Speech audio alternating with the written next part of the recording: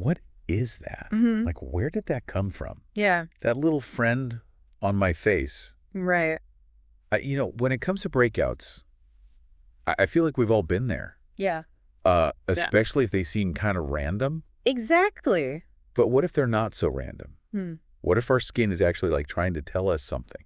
Well, that's a really cool way to think about it. Because, for centuries, traditional healing systems like traditional Chinese medicine and Ayurveda have believed that the skin is a reflection of what's going on inside, Okay, yeah. especially the face. Right. The face is like a map of your inner health. So that's where the idea of face mapping comes in. Exactly. Now, I know some of you listening out there are probably thinking, well, wait a minute. Like modern dermatology, doctors, they don't really buy into all of that, do they? Right. But here's the thing. Yeah. Some of the research that we've been looking at actually shows that there might be something to it. There are some really interesting connections starting to emerge between skin health and internal health. So that's exactly what we're going to deep dive into today. Yes. We want to figure out what your skin might be trying to tell you. We're going to look at different areas of your face, Uh-huh. and based on the information we found, we're going to explore what those breakouts might mean. Yeah. So let's start our facial tour, shall we? Yeah, let's do it. Let's start at the top with the forehead. A lot of the information we found connects forehead breakouts to digestion. The forehead. Okay, so if you're seeing some blemishes pop up there, Mm-hmm. it might be time to check in with your gut. Right. The research suggests that there are a few things that could be going on. Maybe your digestion is a bit sluggish, Yeah, or you might have a food sensitivity that you're not aware of. that's a good point. And things like not eating regularly Yeah. or eating a lot of processed foods can put stress on your digestive system. Right. And even dehydration. If you're not drinking enough water, it can affect how your body gets rid of waste. Oh, wow. And we can't forget about stress. Oh, of course not. Stress is a huge factor Huge. when it comes to gut health. It can really mess with your gut. So if forehead breakouts are often linked to digestion, what can our listeners do about it? Well, the first things are pretty basic. Drinking more water is always good. Right. And eating more fiber. Fiber helps keep things moving. Yeah. Eating at regular times can also make a difference. Okay. Makes sense. What about anything beyond that? Like, are there other things that might help? Yeah, some of the sources we looked at suggested that digestive enzymes or probiotics could be helpful for balancing out the gut microbiome. Ah, Yeah. okay. So really focusing on that connection between your gut and what's happening on your forehead. Exactly. All right, let's move down a bit to the T-zone. Okay. That's your nose and the middle of your forehead. Now, this area we found out is connected to both the liver and your heart. Yeah, the T-zone is a really interesting one. Breakouts here can sometimes mean that your diet is putting a strain on your liver. Like if you're eating a lot of what? Things like alcohol, sugary drinks, processed foods. Oh, okay.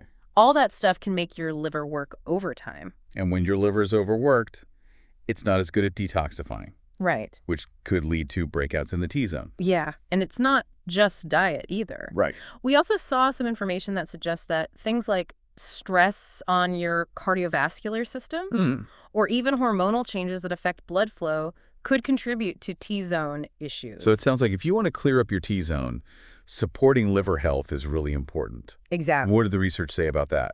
Well, eating leafy green vegetables, things like spinach, kale, Yeah. and cruciferous vegetables like broccoli and cauliflower, Right. those are all good for liver function. Got it. And also probably cutting back on the alcohol, the processed foods, and all that good stuff. Yeah, moderation is key. Now, this connection between the T-zone and cardiovascular health, that's pretty fascinating. It is. One of the things we read actually suggested that regular cardio exercise could help improve circulation to the skin in the T-zone. So basically, a healthy heart might mean a clearer T-zone. Yeah, exactly. Okay, let's move on to the cheeks. What about breakouts there? So the cheeks. The research we found connects cheek breakouts to a couple of things: respiratory function and the balance of bacteria in your gut. Okay, so two very different systems. Right. Both potentially showing up on our cheeks. Yeah. So breakouts there could be a sign of what they call gut dysbiosis, Mm-hmm. which means there's an imbalance of good and bad bacteria in your gut. Yeah. It could also indicate problems with how your body is absorbing nutrients. Right. Now, what about the respiratory connection? Well, cheek breakouts could be linked to irritation or allergies in your respiratory system. So the quality of the air you're breathing can make a difference. Interesting. But we also found some information about a more direct external factor that can affect the cheeks: contamination. Oh, like what do you mean? Think about your phone. Yeah. You hold it up to your face all the time. Oh, right, yeah. And your pillowcase. How often are you washing that? Yeah, you're right. I don't change mine nearly enough. Things like that can introduce bacteria and irritants directly to your skin. Mm. So for the cheeks, there are a few different approaches you can take. Okay, what are there? Well, for gut health, you can try some gut healing strategies, like changing your diet or taking certain supplements. Right. For your respiratory system, make sure the air quality in your home is good, Uh-huh. and address any allergies you might have. Yeah. And of course, clean your phone regularly. Right.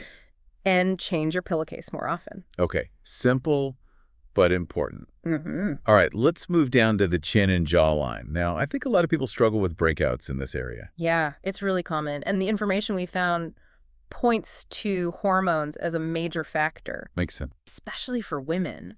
Fluctuations in estrogen and progesterone levels, those can definitely trigger breakouts along the jawline and chin. And it's not just our monthly cycles, Right. No. because there's also endocrine disruptors, Yeah, which are external things that can mess with our hormones. exactly. And then there's stress, Of course. which can throw off our cortisol levels, Uh, which are also hormones. yeah. So yeah, hormones seem to play a big role in this area. They do. And breakouts in this area often follow a pattern. You might notice them popping up around the same time each month. Yeah. So some of the suggestions we found were to incorporate hormone balancing foods into your diet Right. and find healthy ways to manage stress. Makes sense. Yeah. And of course, if it's really persistent or severe, Yeah, talking to your doctor is always a good idea. definitely. They might have some medical interventions that could help. Right. Okay, so we've covered the forehead, T-zone, cheeks, chin. What about that spot right between the eyebrows? Yes, between the brows. The information we found suggests that this area is linked to the liver and gallbladder. Okay. Breakouts here could mean your body is having a hard time processing fats. Hmm. We also saw some information about potential food sensitivities, especially to dairy or fatty foods. Right. And sensitivity to chemicals was mentioned too. Interesting. What about sleep? Did the research say anything about that? Yeah, actually, lack of sleep was highlighted as a potential factor Why is that? because sleep is so important for detoxification. Right, of course. If your body isn't getting enough rest, Yeah. it can't clear out toxins as efficiently. Exactly. So if you're noticing breakouts between your eyebrows, you might want to think about if you have any food sensitivities. And definitely prioritize getting enough sleep. Good sleep hygiene is so important. Yeah, for sure. We also saw some information about liver-supporting herbs like milk thistle and dandelion. Those might be helpful for some people, but of course, it's always best to talk to your doctor before starting any new supplements. Yes, always a good idea. All right, let's move on to the sides of the face around the ears. What did the research say about that area? Well, breakouts around the ears are often linked to kidney function. Okay. It could be a sign that your kidneys are under stress. What kind of stress? Well, dehydration is a big one. If you're not drinking enough water, Yeah. your kidneys can't do their job properly. Right. We also saw information about electrolyte imbalances. Okay. And even eating too much protein can put a strain on your kidneys. Interesting. And poor lymphatic drainage in that area was mentioned too. Mm. So it seems like the key here is supporting kidney health. And how can people do that? Well, as always, drinking plenty of water is essential. Right. You might also want to reduce your sodium intake. Okay. And there are certain foods that can support kidney function. Like what? Cranberries, cucumber, watermelon. Those are all good choices. And they're all hydrating too. Exactly. All right, last but not least, let's talk about the skin around the mouth. Okay.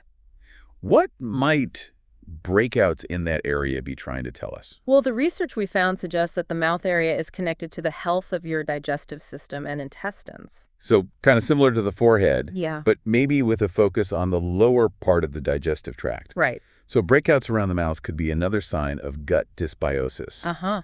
that imbalance of gut bacteria. Yeah. The information we looked at also mentioned food sensitivities, Okay. like spicy foods Right. or certain ingredients that might not agree with you. Makes sense. But it's not just about the food you eat. There's also your oral microbiome. Oh, what's that? It's the community of bacteria that lives in your mouth. Interesting. If that gets out of balance, it could also contribute to breakouts. Wow. And some people might even be reacting to something in their toothpaste. Oh, really? Yeah, it's something to consider. I never would have thought of that. So for the mouth area, the information we found suggests trying probiotics Okay. and eating fermented foods to support gut health. Right. And as always, it's helpful to try to identify any specific foods Yeah. that seem to trigger breakouts. Okay, good advice. So we've talked about all these different areas of the face We have. and what they might be telling us about our health. Yeah, but it's important to remember that this face mapping system, Right. it's just one piece of the puzzle. Absolutely. Mm. When it comes to clear, healthy skin, it's not just about one organ or one system. Exactly. It's about taking a more holistic approach. A whole body approach. Yes. And what did the research say about that? What are Yeah. some of the key things to focus on? Well, one of the most important things is balanced nutrition. Okay. Eating anti-inflammatory foods. Right. Lots of fruits and vegetables, Yeah. whole grains, Yeah. healthy fats, Oh. fiber. Those are the building blocks of healthy skin. I know. And as we've seen throughout this whole discussion, gut health is so important. It really is. Taking care of your gut microbiome Uh-huh. by eating things like prebiotics fermented foods, Yeah. that can have a huge impact on your skin. It's not just about digestion. Right. It affects so many systems in the body. Yeah, for sure. We also can't forget about stress management. Oh, absolutely not. Chronic stress can wreak havoc on our hormones, Mm-hmm. our digestion, our skin's ability to heal. It really can. So finding healthy ways to manage stress is crucial. So true. And then there are the basics that we sometimes overlook, Yeah. like getting enough sleep. Uh, Sleep is when your skin regenerates and detoxifies. Right. And of course, hydration. Oh, Drinking enough water helps support all of your body's elimination pathways. it keeps things moving. Yeah.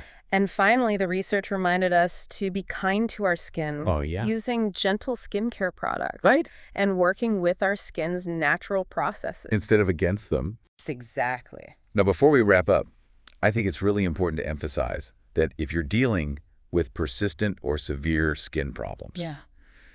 the best thing to do is to see a dermatologist. Absolutely. They can give you personalized advice Uh-huh. and treatment options. Right. Face mapping can offer some interesting insights. Yeah. But combining those insights with modern dermatology is the best way to approach skin health. Absolutely. So the big takeaway here is that your skin might be trying to tell you something. Mm. It might be giving you clues about what's happening inside your body. Right. So next time you see a breakout, Yeah. don't just dismiss it as a random annoyance. Mm. Think about what it might be trying to communicate. Pay attention to those signals. Exactly. See if you can connect it to something we've talked about today. Maybe Yeah. it's your diet or your stress levels or something else entirely. Right. Instead of seeing your skin as the enemy, Yeah. try to see it as an ally. Your skin is trying to help you. Yeah, it's trying to give you information about your overall well-being. So what if we started thinking about those little breakouts? Not as something bad, Yeah, but as a sign that something might be out of balance. right. What if those breakouts are actually a pathway to better health? That's a really interesting way to look at It it. is, isn't it? Instead of being frustrated by our skin, what if we used it as a tool Mm. to understand ourselves better? To find that inner balance.